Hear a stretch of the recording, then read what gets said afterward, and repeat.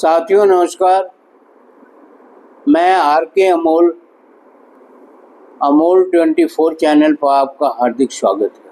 आज एक शेर से चर्चा शुरू करते हैं। मुझे तो अपनों ने लूटा, गैरों में कहाँ दम था। मेरी कश्ती वहीं डूबी जहाँ पानी कम था। ये बहुत पुराना शेर है, कॉमन है। मेरा कहना ये है कि बहुत सारे देश पर आक्रमण हुए पूर्व में।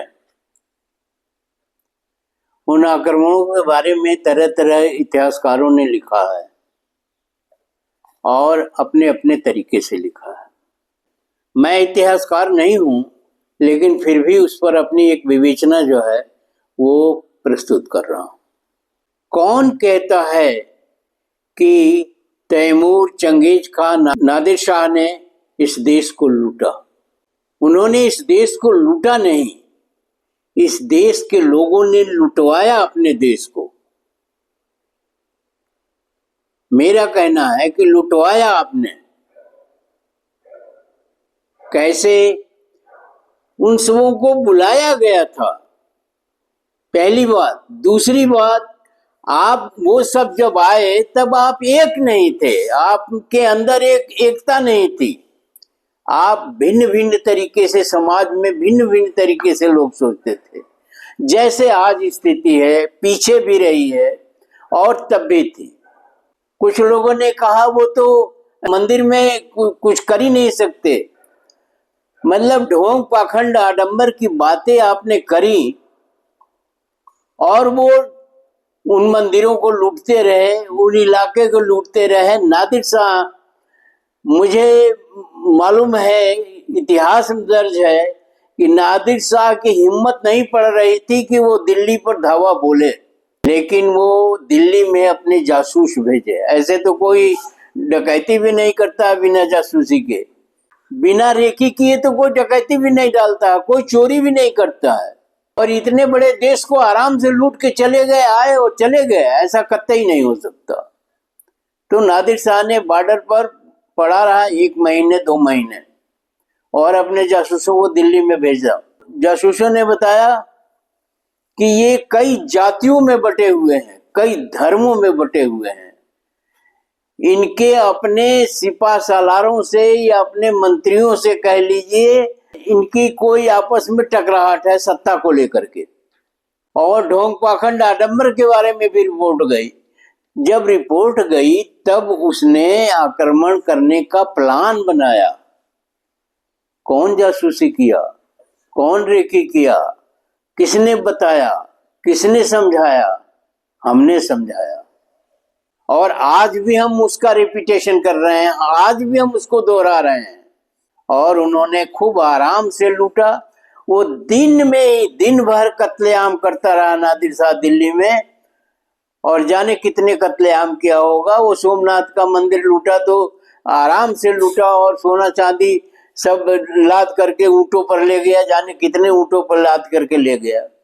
इसी तरह की स्थिति थी कि हम लोगों को आपस में भ्रम करते हैं। एकता नाम की कोई चीज नहीं है, देश नाम की कोई चीज नहीं है। और ऐसी स्थिति में कोई भी लूट ले जा सकेगा। घरों में डकैती हो जाती है, गांव में डकैती हो जाती है, और लूट नहीं पाते हैं। बिना रेकी किए, बिना भेद प्राप्त किए डकैती भी नहीं हो सकती है। ये तो बहुत बड़ी लूट है, देश लूटने की बात है। तो हमने लुटवाया, इसमें कोई गुरेज नहीं है कि हमने लुटवाया। देश को गुलाम हमने बनाया। कोई भी आक्रांता नहीं आ सकता था, और बिना हमारे मिले हुए या बिना मेरी सहमति के, या मौन सहमति हो चाहे खुल के सहमति हो, कोई नहीं आ सकता। बाबर भी नहीं आ सकता था। बाबर तो एक छोटा सा इतना सा रियासत का मालिक था, उसकी हिम्मत यहाँ आने की तो थी ही नहीं, किसी की भी नहीं हिम्मत थी। लेकिन आपसी फूट ने, आपसी अभी चल रहा था प्रकरण गद्दार का, आपसी फूट ने, आपसी स्वार्थ ने, आपसी सत्ता लोलुपता ने, आपसी अहम ने इस देश को बर्बाद कर दिया। और आज परिस्थिति कोई अलग नहीं है। आज भी कहा जाता है कि बटेंगे तो कटेंगे, और गंगा जल से कुर्सी धुलवाई जाती है। ये क्या प्रदर्शित करता है? आज भी प्रवृत्ति वही है। देश से मतलब नहीं है, मेरे से मतलब है। तो क्या बदला, ये हम जानना चाहते हैं या बताना चाहते हैं लोगों को कि क्या बदला। अभी भी जाति एक दुश्वारी है इस देश में। अभी भी धर्म जो है वो एक दुश्वारी है। जाति और धर्म की बात हो गई तो बाकी क्या रह गया? आज भी जातियां देख के काम होता है, सरकार में भी, समाज में भी, हर जगह, हर फील्ड में। आज भी धर्म देख करके हर फील्ड में काम होता है। धर्म एक नहीं हो सकता, किसी भी देश का धर्म एक नहीं है। एक धर्म वाले अधिक हो सकते हैं, लेकिन किसी भी देश में एक धर्म नहीं है। एक धर्म आज तो संभव ही नहीं है, कभी जमाने में हो सकता था। आप जोगी भी हैं, आप महंत भी हैं, आप साधु भी हैं, आप सन्यासी भी हैं, और आप राजनीति भी करते हैं, और खुल के राजनीति करते हैं। और आप चाहते हैं और उच्च पदों पर, संवैधानिक पदों पर जाए। ये मैं एक की बात नहीं कर रहा हूं, सभी की बात कर रहा हूं। सब अपना आधिपत्य चाहते हैं, सेवा भाव किसी में नहीं है। ऐसा नहीं है कि त्याग की भावना और सेवा की भावना है। तो फिर कैसे होगा? फिर आएगा नादिर साहब, फिर चंगेज खाओ, फिर आएगा जो आक्रांता है। और हो रहा है, अभी नहीं आ रहा है, आएगा। जब यही स्थिति रहेगी तो आएगा। आपका अपना स्वार्थ है, देश से कोई मतलब नहीं है। आप अन्य धर्मों की नुक्ताचीनी करते हैं, आप अन्य धर्मों के तमाम कमियां गिनाते हैं, और अपने धर्म को आप जो है ऊंचे बताते हैं। हम ब्राह्मण हैं, क्षत्रिय हैं, शूद्र हैं, पिछड़े हैं। अरे कोई कुछ नहीं है, सब भारतीय हैं, और सबको मिलकर काम करने की जरूरत है।